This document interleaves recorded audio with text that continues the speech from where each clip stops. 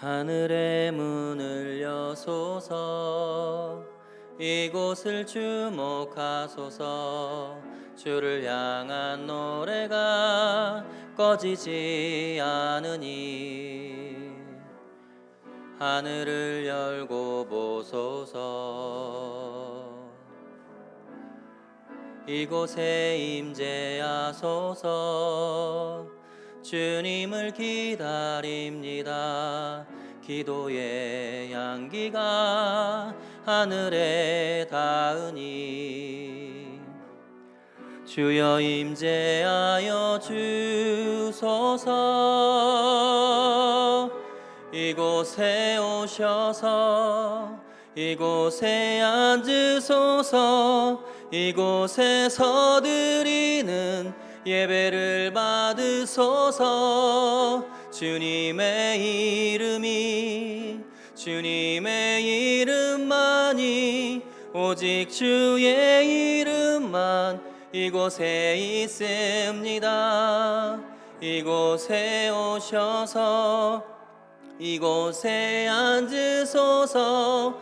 이곳에서 드리는 예배를 받으소서. 주님의 이름만이 오직 주의 이름만 이곳에 있습니다. 자비하신 하나님 아버지, 우리의 삶을 주관하시고 이끄시는 주님의 이름을 찬양합니다. 입술로는 주님을 공경한다고 하면서도 마음은 주님을 떠나 살았던 한 주간의 삶의 모습을 회개하오니 주님, 우리를 용서하여 주옵소서. 이 시간 주님의 은혜를 간절히 사모하며 주님을 예배하오니 친히 예비하신 하늘의 은혜로 각 사람의 심령에 충만하게 부어 주옵소서. 우리의 예배의 주인이신 예수님의 이름으로 기원하오며 이제는 회개와 참회의 기도문을 함께 교독하겠습니다. 누군가의 마음을 아프게 한 것을 참회하며 고백합니다. 누군가를 속이고 기만한 것을 참회하며 고백합니다.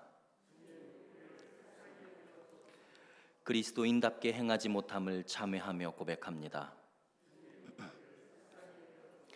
하나님의 뜻 대신 자신의 뜻에 편중된 신앙생활을 참회하며 고백합니다. 진심으로 참회한 성도에게 주시는 하나님의 용서의 말씀이 여기 있습니다.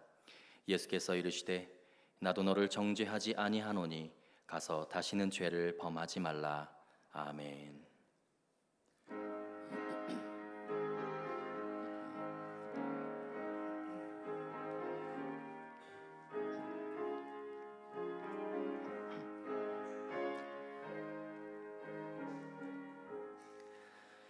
큰 죄에 빠진 나를 주 예수 건지사 그 넓은 품에 다시 품으시는 애는 저 바다보다 깊고 저 하늘보다 높다.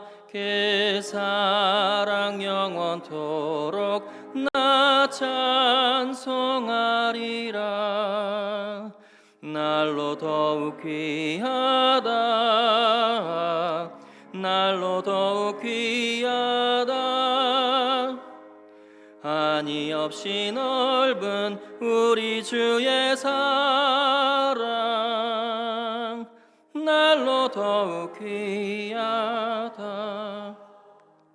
옛날에 유대 땅에 주 예수 다닐 때 그 은혜 받으려고 큰 무리 모였네.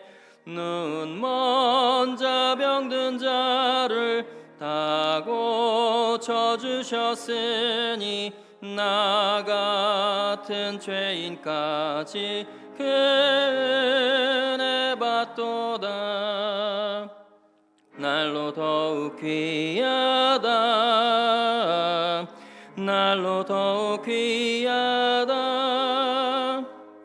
한이 없이 넓은 우리 주의 사랑 날 날로 더욱 귀하다.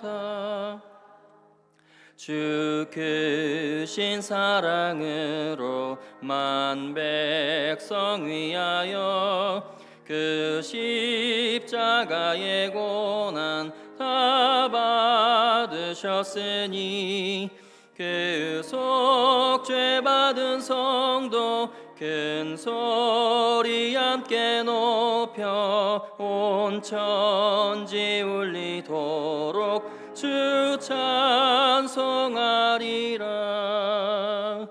날로 더욱 귀하다. 날로 더욱 귀하다. 한이 없이 넓은 우리 주의 사랑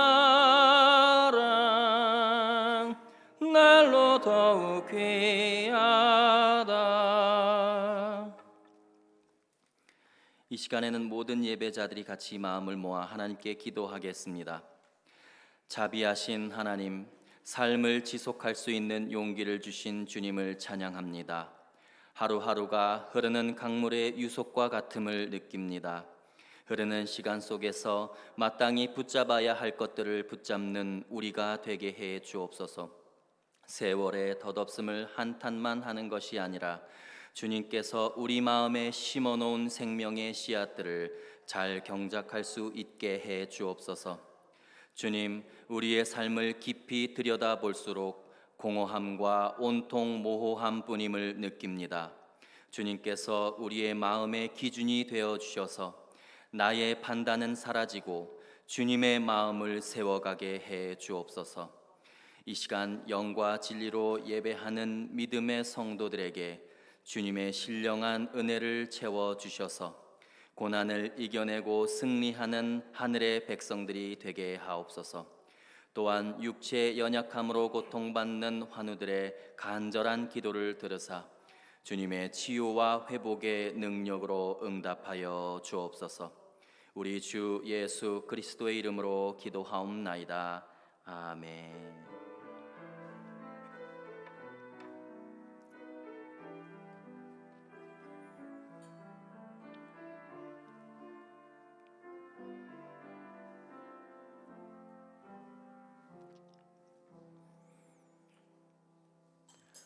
오늘 하나님께서 우리에게 주시는 말씀은 구약성경 출애굽기 14장 10절로 14절까지의 말씀입니다. 구약성경 출애굽기 14장 10절로 14절까지의 말씀입니다. 제가 하나님의 말씀을 봉독하겠습니다. 바로가 가까이 올 때에 이스라엘 자손이 눈을 들어 본즉 애굽 사람들이 자기들 뒤에 이른지라. 이스라엘 자손이 심히 두려워하여 여호와께 부르짖고 그들이 또 모세에게 이르되 애굽에 매장지가 없어서 당신이 우리를 이끌어내어 이 광야에서 죽게 하느냐? 어찌하여 당신이 우리를 애굽에서 이끌어내어 우리에게 이같이 하느냐? 우리가 애굽에서 당신에게 이른 말이 이것이 아니냐? 이르기를 우리를 내버려 두라. 우리가 애굽 사람을 섬길 것이라 하지 아니하더냐? 애굽 사람을 섬기는 것이 광야에서 죽는 것보다 낫겠노라. 모세가 백성에게 이르되 너희는 두려워하지 말고 가만히 서서 여호와께서 오늘 너희를 위하여 행하시는 구원을 보라. 너희가 오늘 본 애굽 사람을 영원히 다시 보지 아니하리라. 여호와께서 너희를 위하여 싸우리니 너희는 가만히 있을지니라. 이는 하나님의 말씀입니다.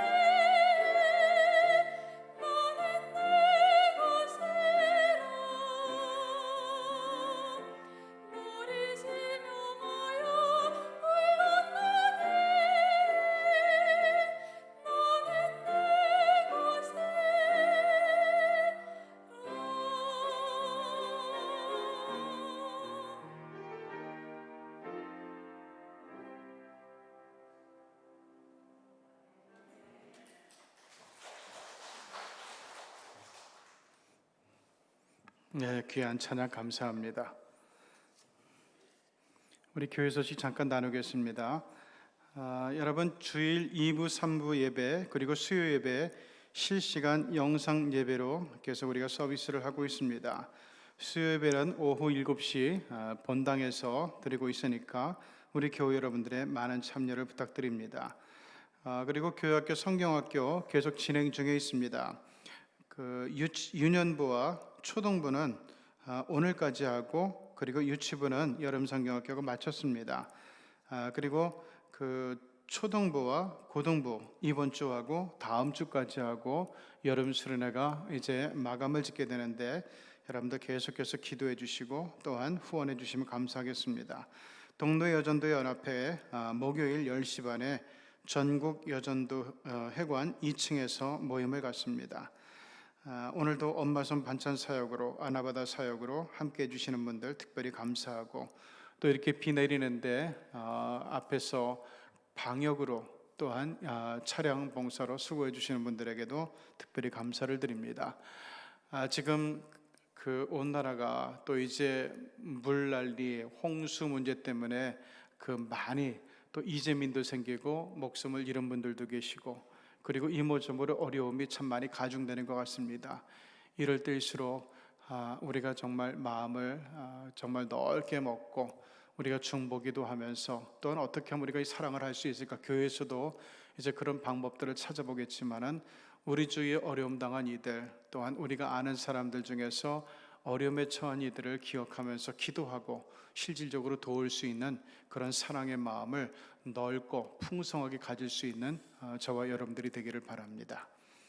자, 오늘은 출애굽기 14장의 말씀을 가지고 위기가 기회가 되는 법이라는 제목으로 함께 말씀이 주는 은혜를 나눠보려고 합니다.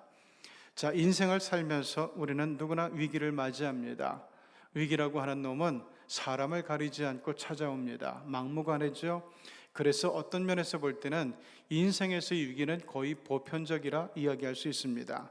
그러므로 이는 유별난 게 아니라 지극히 정상적인 경험이고, 그렇기 때문에 위기가 오면은 정상적인 대처로 이를 극복해야만 합니다.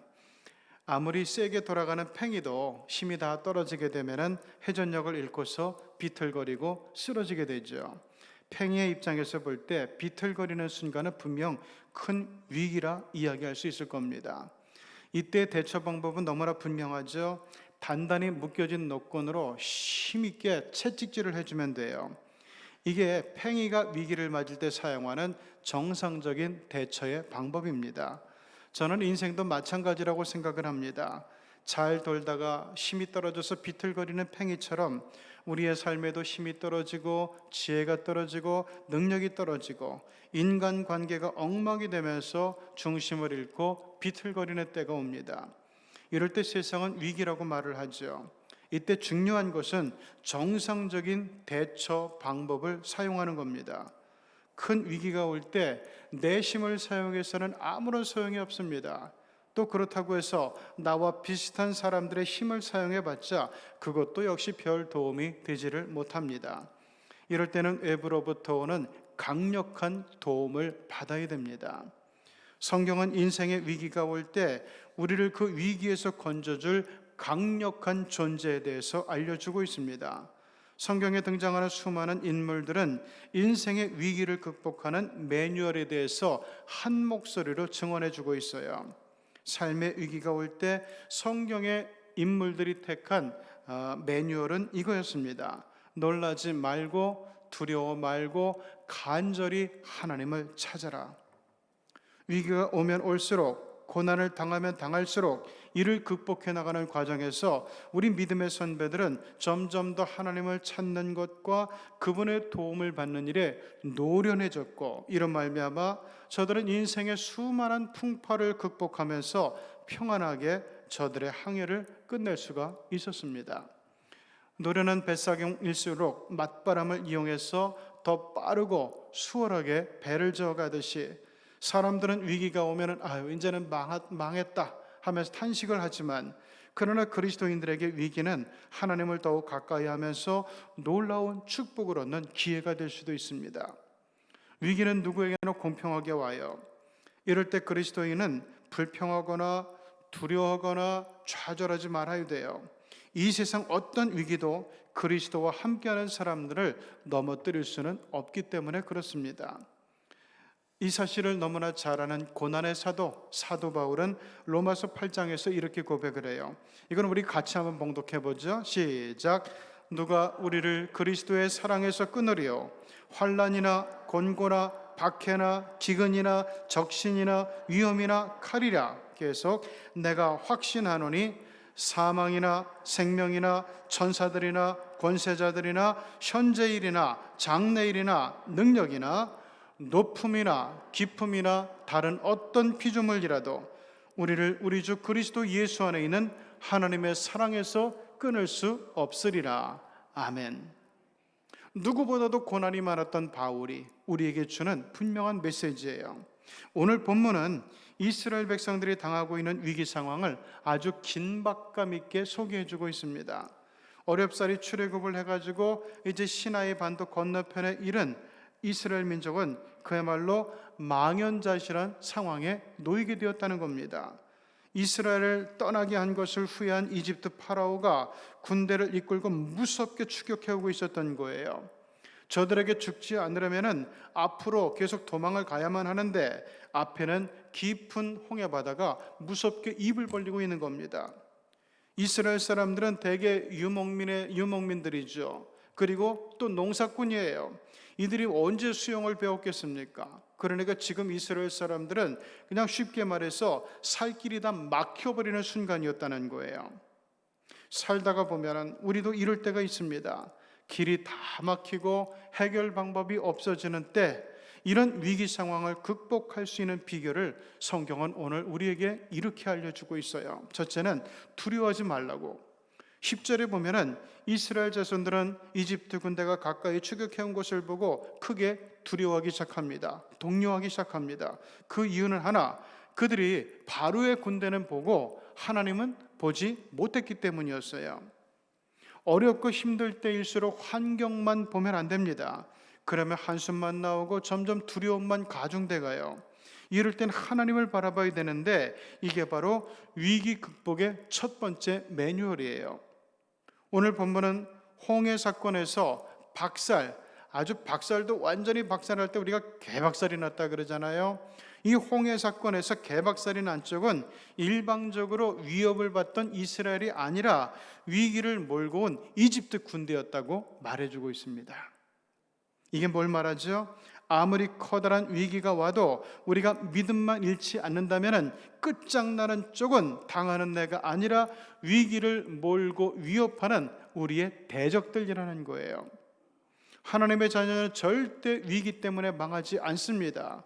하나님의 뜻대로 살아온 사람들에게는, 또 이제부터 하나님의 뜻대로 살려고 작정한 사람들에게는 위기가 나를 망가뜨리는 게 아니라 오히려 내 대적들과 나의 문제거리들을 박살내버린다는 사실을 알아야 됩니다. 이것이 성경에 나오는 수많은 믿음의 선진들이 그의 삶을 통해서, 고난을 통해서, 해결을 통해서 증거하는 인생의 이치였어요. 여러분, 에스더서를 보면은 거기에 유대 왕국을 멸망시키고 유대 민족 그 똑똑한 사람은 다 골라가지고 포로로 사로잡아 끌고 온 바벨론이 있는데, 이 바벨론 제국을 멸망시킨 바사와 메디아, 즉 페르시아와 메디아 연합왕국 시절에 그 제국을 다스리던 아수에로 왕이 총리 대신으로 세웠던 하만이라는 인물이 유대인을 몰살시키겠다는 악심을 품고서 먼저 유대인의 수장격인 모르드게부터 매달아 죽이려고 큰 장대를 수산궁 밖에 세우는 모습이 나와요.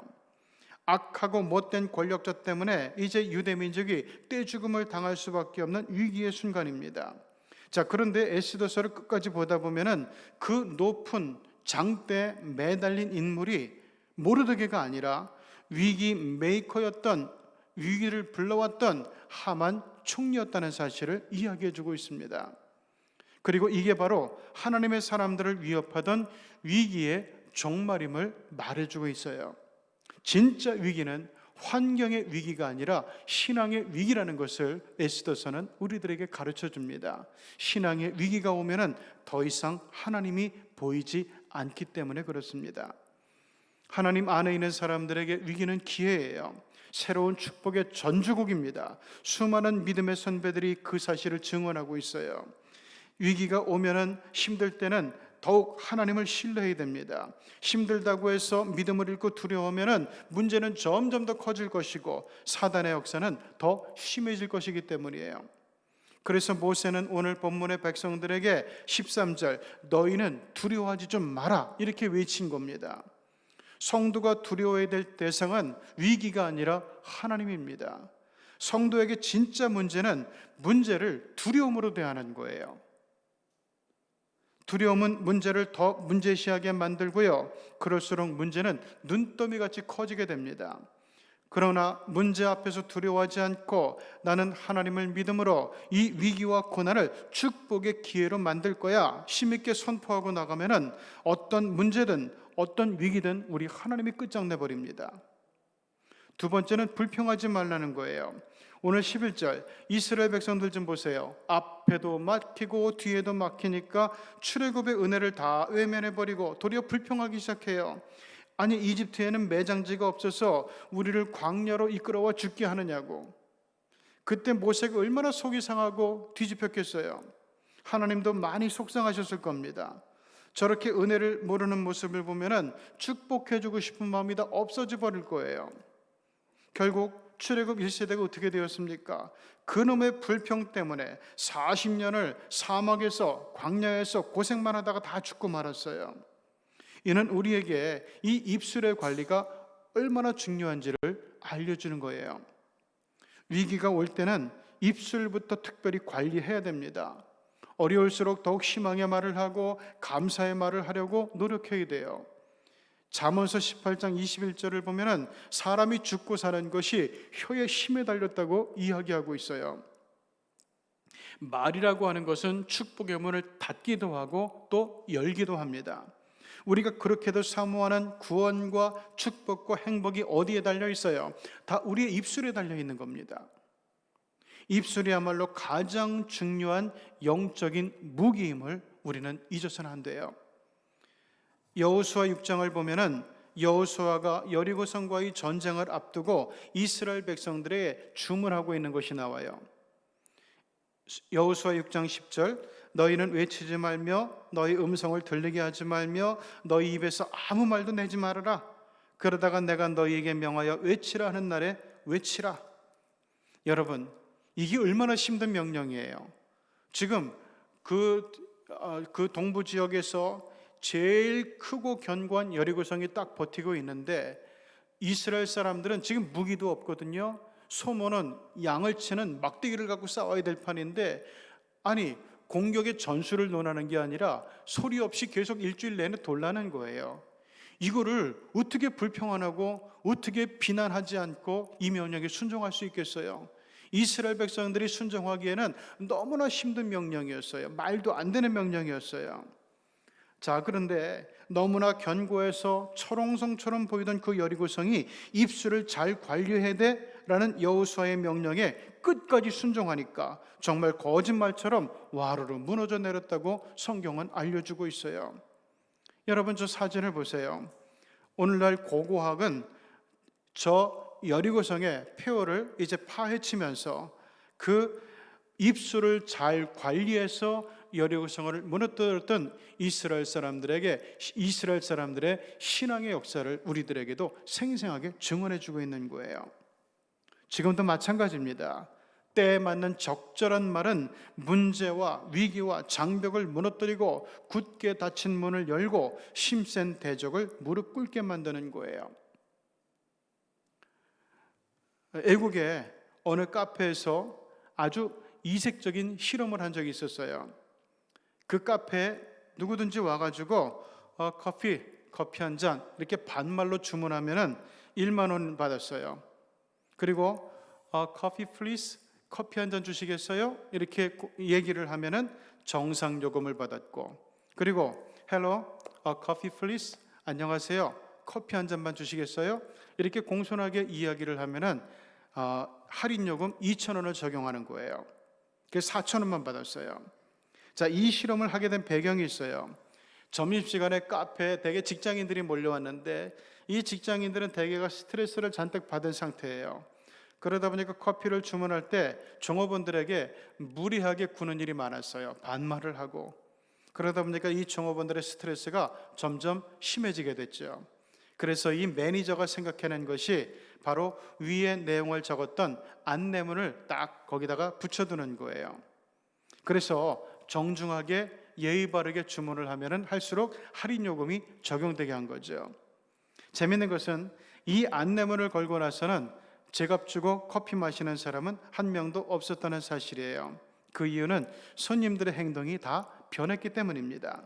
심지어 손님들 중에는 종업원을 보고 분명히 종업원인 거 알면서도 사장님 하는 사람이 있었고, 또 어떤 사람들은 뭐 좀 이제 그 조커를 섞어가지고 폐하, your greatness 이러면서 폐하 이렇게 부르는 사람들도 있었대요.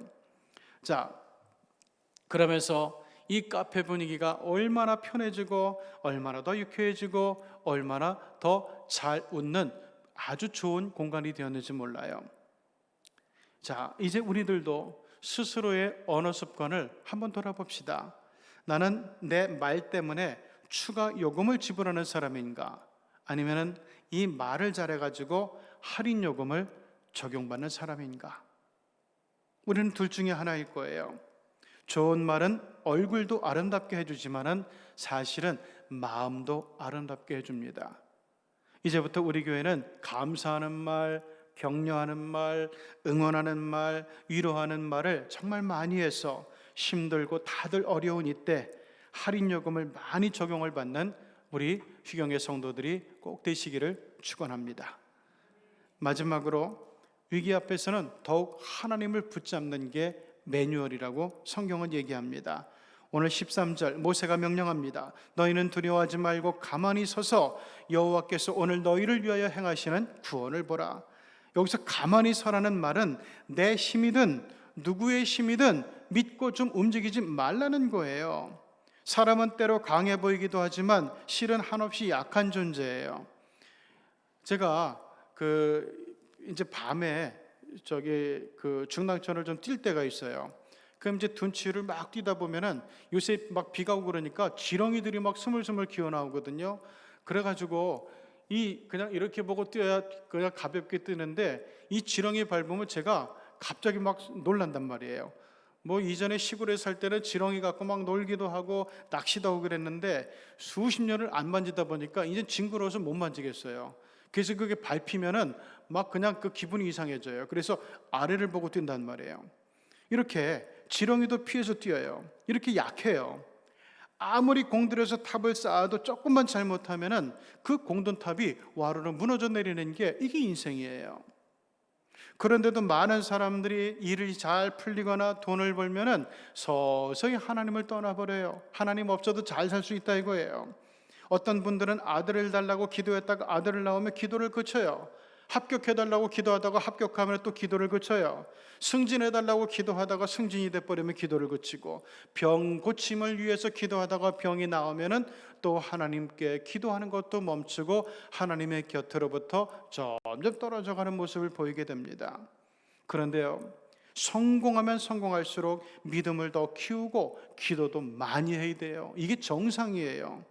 여러분, 성공하고 나서 신앙이 나태해지는 것처럼 위험한 건 없어요. 사람이 성공해서 높아지게 되면은 공격을 당하고 위험에 빠질 확률이, 위기를 당할 확률이 점점 더 커지게 됩니다. 일례로 대통령이 되겠다는 사람은 여당 사람들하고만 붙들고 경쟁하고 싸우면 돼요. 그러나 정상에 올라서 대통령이 돼버리면은 그때부터는 사방에서 몰려오는 적들과 싸워야 됩니다. 밖에도 적이 있지만은 안에도 적이 있어서 크고 작은 내분이 그치지를 않아요. 그렇기 때문에 기도해서 대통령이 되었으면은 더 간절히 열심히 기도해야 돼요. 돈을 버는 것도 마찬가지입니다. 돈을 벌면은 더 교회를 섬기고 더 헌신하고 더 기도해야 돼요. 돈이 많아지게 되면은 위험이 그만큼 커지게 돼요. 그 돈을 빼앗아가려고 얼마나 많은 경쟁자들과 탐욕스러운 사람들과 사기꾼들이 달려드는지 몰라요. 그렇기 때문에 일이 잘 되면 잘 될수록, 성공하면 성공할수록 우리는 더더욱 하나님을 힘껏 붙들고 기도하는 습관을 가져야 됩니다. 이것이 우리 인생이 평안의 항해로 나아가는 아주 중요한 비결이에요. 그리스도인의 최고 재산은 지혜가 아닙니다. 능력도 아니고요, 환경도 아니고요, 소위 말하는 운빨도 아니에요. 성경에 등장하는 인물들은 어떤 상황에서도 하나님을 온전히 믿고 의지하는 것이 최고의 성공 비결임을 우리에게 알려주고 있습니다. 서울 북부에 가면은 난지도가 있죠. 난지도는 오랫동안 서울 시민들의 기피 대상 1호였습니다. 서울의 모든 쓰레기가 거기에 버려지면서 눈살을 찌푸리게 하는 거대한 쓰레기산이 생기고, 거기서 숨도 못 쉴 정도로 심한 악취를 풍겼기 때문에 그래요. 그러나 오늘날 이 난지도가 이렇게 바뀌었습니다. 사진에서 보듯이 지금의 난지도는 서울 시민들에게 가장 각광을 받는 쾌적한 힐링 공간이 되었고, 최신식 아파트들이 마치 난지도 공원을 사모하듯이 그쪽을 향해서 세워져 있습니다. 인생도 마찬가지예요. 우리 하나님의 손에 붙들리기만 하면은 누구든지 어떤 인생이든지 작품이 됩니다. 성경을 보면은 애초에 가진 능력이 탁월해서 쓰임 받은 사람은 하나도 없었어요. 다 하나님을 믿고 의지하는 믿음 때문에 은혜를 받아서 쓰임을 받은 겁니다. 저들의 신앙 고백을 한마디로 정리하면 이거예요. 하나님, 저는 아무것도 아닙니다. 아무것도 아닌 흙이 조각가의 손에 들려지니까 멋진 조각품이 되고, 아무것도 아닌 종이가 미술가의 손에 들려지니까 멋진 그림이 되는 것처럼, 특별하지 않은 우리도 주님의 손에 들려지기만 하면 특별한 인생이 될 수가 있습니다. 하나님은 내 삶의 반석이시기 때문에 그래요. 그래서 우리가 너무나 잘 아는 다윗은 시편에서 하나님은 나의 반석이시라, 이런 고백을 무수히 해내고 있는 거예요. 여러분, 여기 남자들은 아마 씨름을 해본 적이 다 한 번 이상 있을 거예요. 자, 씨름을 할 때 반드시 질 수밖에 없는 때가 있어요. 언제죠? 다리가 들려지는 때죠. 씨름에서 다리가 들리면 그 사람 무조건 져요. 절대로 이길 수가 없습니다. 그리스도인은 인생의 모래판에 선 영적인 씨름 선수예요. 무슨 일이 있어도 다리가 들리면 안 돼요. 믿음의 다리가 반석이신 주님에게서 떨어지면 질 수밖에 없습니다. 믿음의 다리가 반석에서 들리는 순간 그 즉시 사탄의 공격 기술이 들어오기 때문에 그래요. 이제 말씀을 마칩니다. 하나님을 믿는 사람에게 위기는 곧 기회가 됩니다. 역전의 기회가 되고, 은혜의 기회가 되고, 축복의 기회가 됩니다. 힘을 잃고 쓰러져가는 팽이에게는 이 채찍질을 하는 것이 정상적인 대처 방법이듯이, 답도 없이 몰락해가는 인생에게 하나님은 사랑의 채찍을 듭니다. 중요한 것은 그 채찍에 대해서 올바로 해석할 수 있는 지혜요, 믿음이에요. 어떤 사람은 채찍을 든 하나님을 보고 더욱 멀어져 갑니다. 어떤 사람은 그걸 은혜로 믿으면서 감사와 사랑의 말을 하면서 하나님을 더욱 가까이 합니다. 세상에 하나님을 이길 수 있는 위기는 하나도 없어요. 지금 코로나가 오죠, 홍수가 오죠, 실직이 있고 질병이 있고 계약이 여기저기서 파기돼 버리고 세금이 증가하고 점점 가난해지고, 이런 게 모든 게 위기입니다. 그러나 굳건한 믿음으로 반석이신 우리 주님 위에 든든히 설 때 이 많은 위기들은 곧 우리를 향한 수많은 기회가 될 거라고 오늘 성경은 우리들에게 힘을 주고 있습니다. 이제부터 그것을 직접 증명해가는 저와 여러분, 우리 수경의 식구들이 되기를 주님의 이름으로 축원합니다. 기도하시겠습니다. 거룩하신 하나님 아버지, 오늘도 우리에게 다가오셔서 우리에게 은혜와 힘을 주시고 용기를 주시니 감사합니다. 오늘 하나님의 말씀에 위로받고 새 힘과 용기를 얻는 가운데서 우리 앞에 정말 급격하게 많아지는 이 위기들을 하나님의 은혜로 기회로 만들 수 있는 든든한 반석 위에 우리 믿음의 다리를 딱 붙이고 서서 하나님을 더욱 가까이 하고 좋은 말을 하면서, 좋은 생각을 하면서, 좋은 고백을 하면서 우리 하나님의 힘과 도움을 힘입어서 주시는 은혜로 이 모든 어려움을 극복하고 평안의 항해를 계속해 나가는 우리 시경의 권속들이 다 되게 하여 주시옵소서. 예수님의 이름으로 기도드리옵나이다. 아멘. 이제 우리가 봉헌합니다.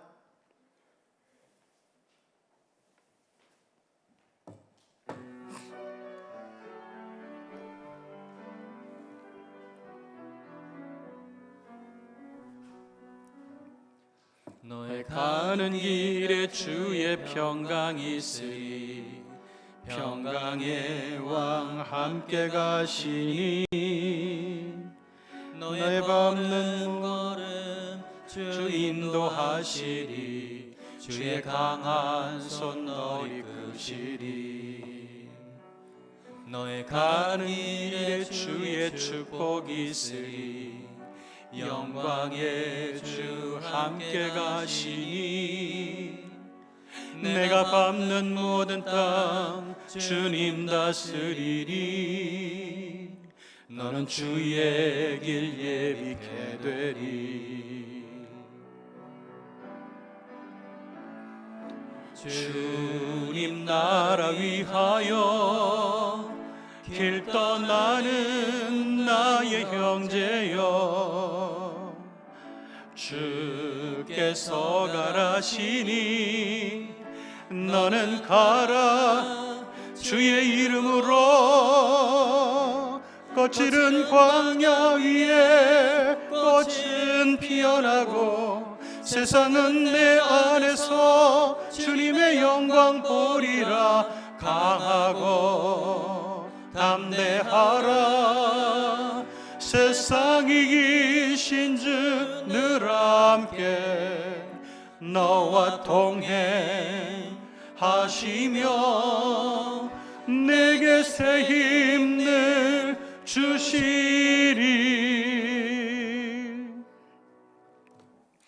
근심과 걱정으로 잠 못 이루는 세상에 평안의 단잠을 약속하신 우리 하나님, 코로나로 휘청이는 사회에 장마와 홍수 피해까지 겹치면서 곳곳에서 탄식과 절망과 슬픔이 흘러넘치는 이 위기의 시절에 하나님의 구원의 손길로 이 세상을 치유하고 위로하고 세워주는 실력 있는 교회가 되기를 사모하면서 이 시간도 우리 주님 앞에 나아갑니다. 이런 때일수록 더욱 굳건한 믿음으로 무장하여 숱한 위기들을 무수한 기회로 바꿔나가는 우리 시경교회가 되게 하여 주시옵소서. 이제 좋으신 하나님께 충성된 믿음으로 봉헌하면서 먼저 11조를 드리오니 성경의 약속대로 영권과 물권의 축복을 받아 쓰고도 남아 베풀며 살아가게 하옵소서. 주정, 선교, 장학, 건축, 헌금으로 봉헌합니다. 믿음으로 바치는 심령들의 삶을 복되게 하사 천국이 저들 인생의 후원재단이 되어주시고 건강과 평안과 기쁨이 끊이지 않게 하옵소서. 이루 헤아릴 수 없는 뜨거운 감사로, 영어로 부르는 찬양으로, 은혜로운 반주로 교회학교 교사와 차량과 예배 안내와 재정과 예배 사역과 방송실 사역과 신령한 예배를 위한 중보기도 사역으로 사랑의 수고를 기쁘게 봉헌하오니 이 충성의 그릇들 위에 물된 동산의 은총으로 채워 주시옵소서. 예수님의 이름으로 봉헌기도 드리옵나이다. 이제는 우리 구주 예수 그리스도의 크신 은혜와 하나님의 사랑과 성령님의 직접적인 교통하심이 오늘도 무수한 위기의 현실 앞에서 믿음의 반석 위에 정말 든든히 우리의 발을 올리고 하나님을 바라보고 우리 하나님의 말씀에 따르는 가운데서 위기 극복 매뉴얼을 정상적으로 가동하는 가운데서 위기를 기회로 바꾸기를 소원하는 사랑하는 시경의 모든 권속들 위에 이제로부터 영원토록 늘 충만하시옵기를 간절히 축원하옵나이다.